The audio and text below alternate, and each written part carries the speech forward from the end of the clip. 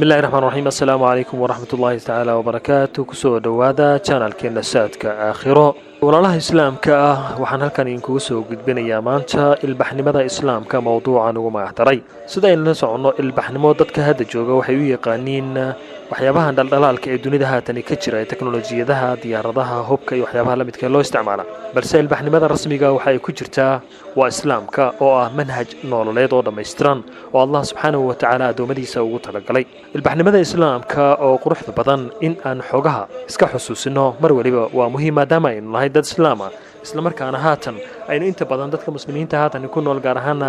jiilka dhalinyarada ee soo koraya ay u hanqaltaagayaan waxyaabaha ilbaxnimada ay u arkaan ee wadamada reer galbeedka kaasina uusan ahayn ilbaxnimadii saxda ahayd ilbaxnimada saxda waxa uu ku jira diinteena macaan ee islaamka waxaana ka marqaati furay dad islaam ah iyo dad aan islaam ahayn intaba iyadoo haatan aynu ku jirno qarniga 21aad halka uu maanta aadanuhu marayo waynu arkaynaa dulinimada dhibaatooyinka xadgudubka midabta koorka diimeed midabta koorka midabka iyo arrimaha la midka ah waxyaabahaas oo dhan ilaahay subxaanahu wa ta'ala wuxuu bani aadamku uu kaga xoreeyay ilbaxnimada u horseeday quraanka kariimka ee lagu soo dejiyay rasuulkeena sallallahu alayhi wasallam iyo sunnaha rasuulkeena sallallahu alayhi wasallam noo jideeyay quraanka iyo sunnaha oo aan ku dhaqano nolosheena aan ku dabaqno ayaa ummad ay ku gaari kartaa horumar iyo waliba ilbaxnimo rasmiya quraanka kariimkana sida uu u bedelay ummadaha waxaan tusaale ugu soo qaadan karnaa ummadihii dunida ugu liitay ee dulliga ahaa ee carabta ee geedaha dhagaxa iyo waxyaabaha dhoobada ee gacantooda ku sameystaan caabudi jiray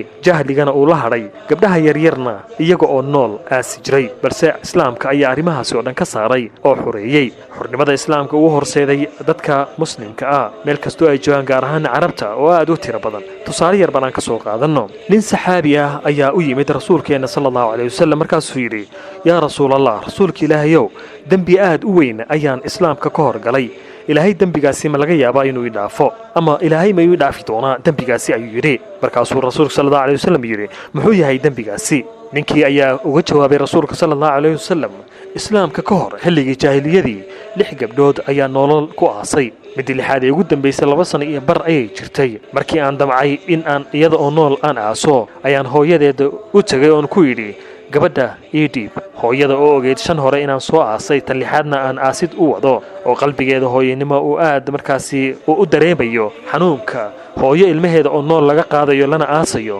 markaas ay ugu tiri gabadhan inooda haynoo korte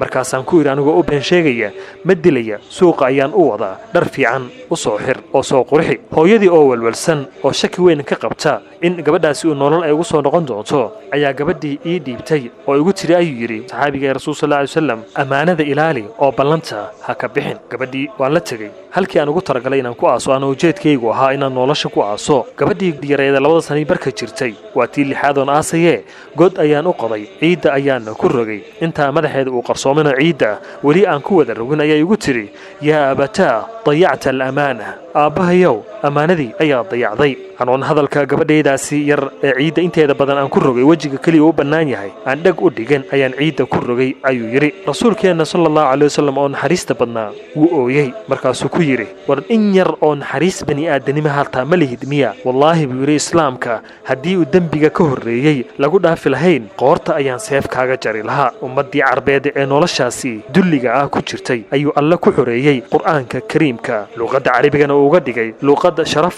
iyo cizi leh markii lagu soo dejiyay quraanka kariimka carabtii noocaas ahayd ayuu ilaahay gacanta u galiyay dunida meelihii ugu muhiimsanaa cizigaas iyo sharaftaasina waxa ay ku gaareen islaamka waa taa ilbaxnimada rasmiga ah oo dadka danihiisa adduun iyo aakhiraba ka shaqaysa ee qodobkii maanta aan ku soo qaadanay channelkeena nisaadka aakhiro inta inoo joogo waa inoo mowduuc kale iyo channelka